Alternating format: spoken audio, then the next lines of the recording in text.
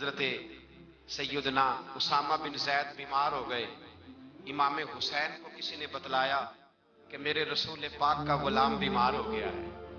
حضرت امام حسین تیمارداری کرنے گئے, قدم رکھا. حضرت اسامہ حضور کے محبوب تھے, قدم رکھا کمرے میں. جناب اسامہ نے امام حسین کا چہرہ دیکھا تو چیخ ہی نکل گئی, تڑپ کے روئے, کہنے لگے میری موج نہیں لگ گئی, حضور کے جلوے مجھے نظر آ گئے.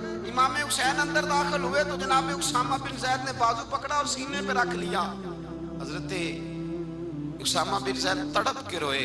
امام علی مقام کہنے لگے بھائی روتے کیوں ہو, بات بتاؤ. کہنے لگے دنیا چھوڑ رہا ہوں پر 80 دینار کا قرضہ ہے, نہ کوئی بھائی نہ کوئی سجن نہ کوئی دوست, اسی کسی نے کچھ بھی نہیں لگ دے تے نہ کوئی ساڈا دردی شے کوئی نہیں. سوچتا ہوں قبر پہ بوجھ لے کے جاؤں گا اور پھر کیا لفظ ہے کیا حسین ہے. کہنے لگے حسین آج اگر مصطفیٰ کریم حیات ظاہری میں ہوتے تو میں جا کے بازو تھام لیتا, میں قدموں میں بیٹھ جاتا. میرا رسول تو غیروں کے بھی بوجھ اٹھا لیا کرتا ہے.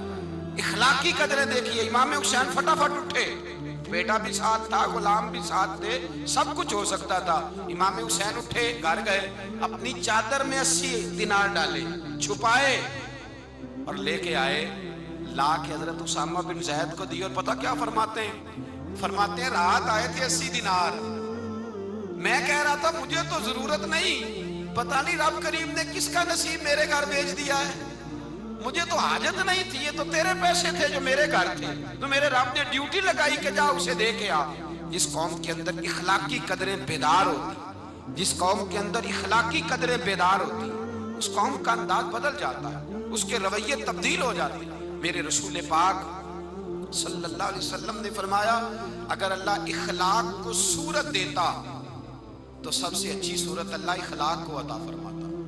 سارا دن کنگا کیا, سارا دن شیشے پہ کھڑے رہے, سارا دن آئینہ دیکھا.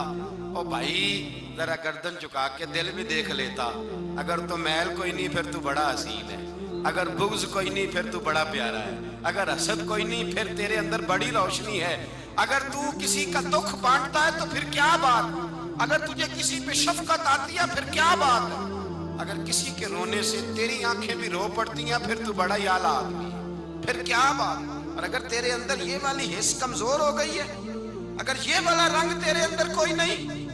ابو سفیان آئے ان دنوں جن دنوں حالات بڑے کٹھن تھے, اختلاف شدت کا تھا.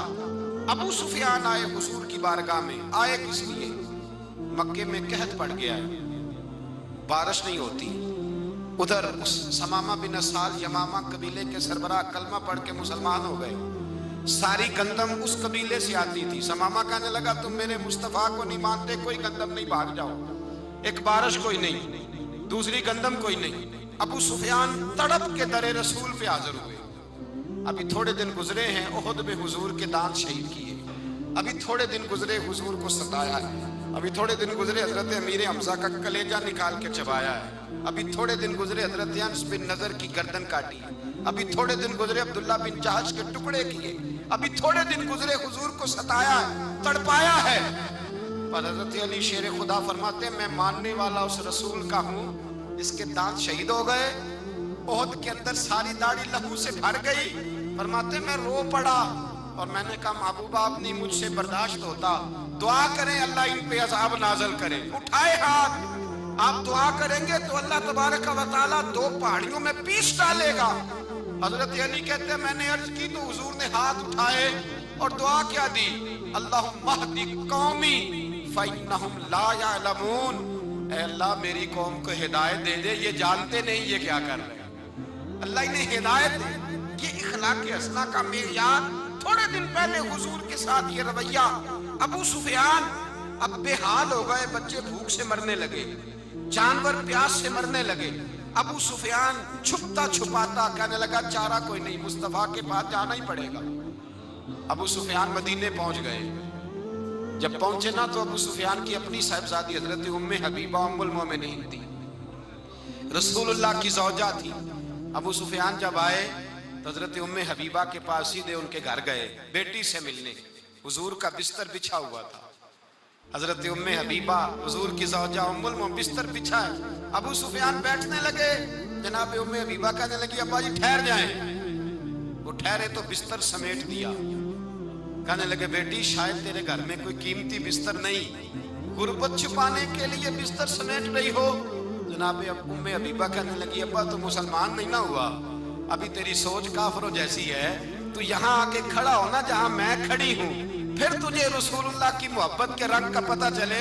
तू अभी खड़ा वहां है जहां तुझे कुफर ही कुफर सुनाई और सुझाई देता है। बिस्तर इसलिए नहीं समेटा कि माज़अल्लाह कम कीमत था, मैंने इसलिए समेटा है कि तू नजस है, नापाक है, अभी कलमा नहीं पढ़ता। और ये उस रसूल का बिस्तर है कि जो बिस्तर में मौजूद होते हैं तो जिब्रील अमीन कुरान लेके तशरीफ ले आते हैं।